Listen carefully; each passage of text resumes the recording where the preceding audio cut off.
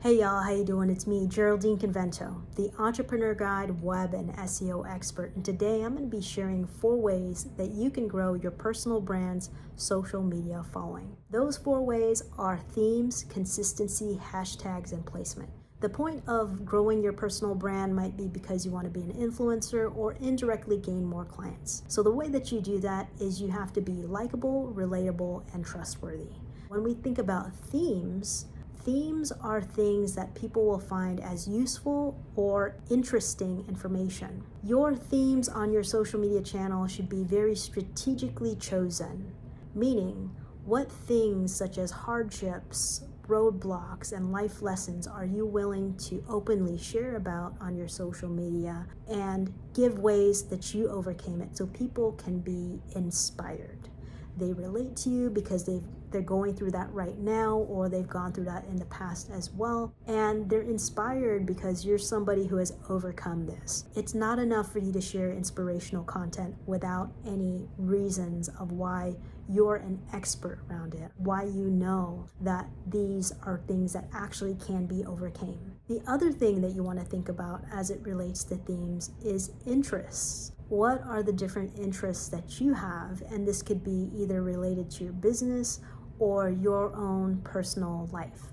I'm going to share a little bit more about interests as it relates to hashtags and placement later on, but it's really important to give people a well-rounded sense of who you are, because although you've built this likability, trust, and shared about yourself, you also want to give people a behind-the-scenes look of your life so that way they can continue to be intrigued. The second thing is consistency. If you really are committed to building your personal brand, you have to be posting somewhat regularly. You don't have to post every day, but at least in the very beginning, you want to post at least a few times a week so that people can actually keep you at top of mind, remember you, and you can build this story of who you are. For myself personally, there have been times where I've posted 3 to 5 times a week. Nowadays that I've built more of a following, maybe I post a few weeks out of the month. It's really going to vary person by person, but at least in the very beginning, as you're building your base of posts, you want to begin to post fairly regularly so that way people can get to know you. And most importantly, the algorithms can get to know you. Social media algorithms are going to be looking at who are the types of people who are interested in this content. Figure out a pace of consistency that's comfortable for you. For some, that might look like twice a week, others 3 times a week. Just start somewhere and try to do it fairly regularly. The third thing is hashtags. This is highly overlooked. I know that a lot of you use hashtags for expression rather than for having more people see your content. But what you want to do is think about what are the themes that you're generally going to post about on your social media, and what are the hashtags that should go along with that. I use a high, medium, low approach for hashtags, just as I do for SEO. What that means is you want to target hashtags that are not only relevant to what you're talking about, but not too popular. You don't want to choose stuff that's like in the millions, maybe things that are in the hundreds of thousands or less. And you want to make sure that they're hashtags that people are actually using.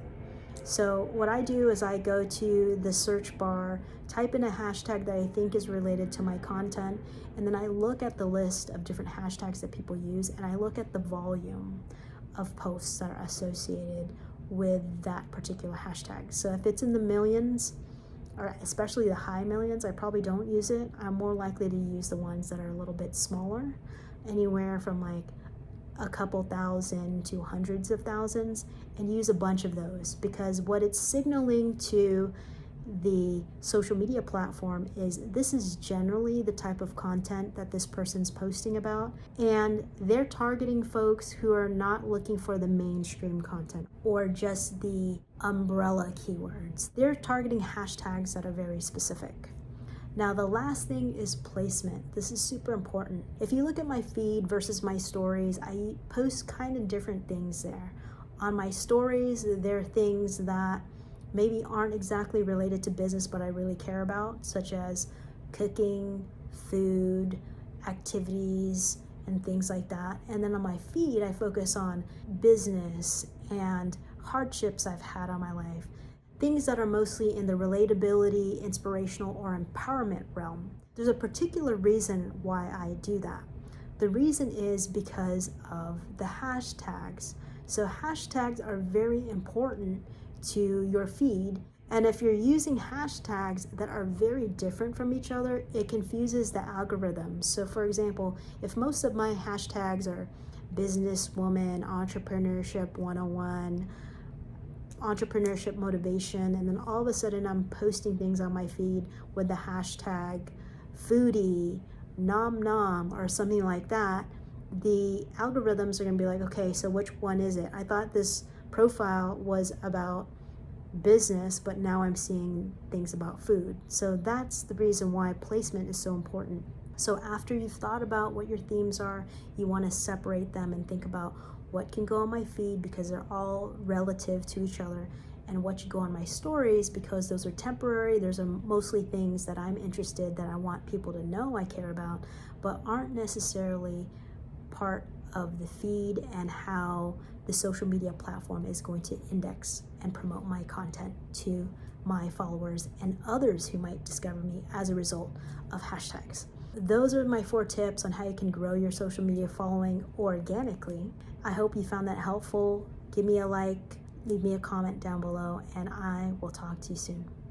Bye.